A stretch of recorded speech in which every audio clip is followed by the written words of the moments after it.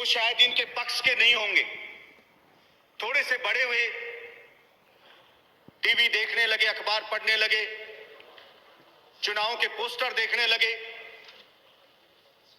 TV पे जिस नेता को भी देखो, चाहे वो केंद्र का हो चाहे वो राज्य का हो, हर कोई नेता चीख चीख के कहता कि मैं किसान नेता हूं।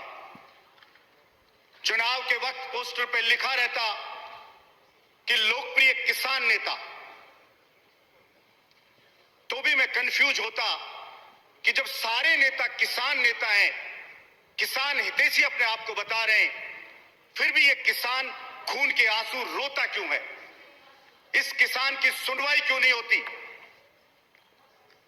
धीरे धीरे समझ में आई बात, तो मैं समझा कि ये सब घड़ियाली आंसू बहाए जाते हैं और इस किसान, जो हिंदुस्तान का किसान मेहनतकश, ईमानदार और इनोसेंट है, उसको सिर्फ ठगने के लिए ये बातें बोली जाती हैं।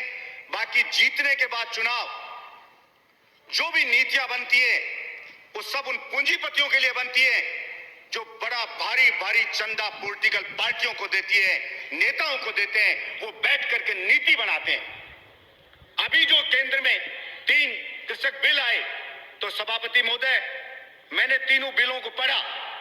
मैं पढ़ करके कंफ्यूज हुआ कि पहला जो बिल था उसमें था कि साहब कि कोई भी कितनी भी कहीं भी खरीद कर सकता है, कंपनी खरीद कर सकती है, व्यक्ति कर सकता है।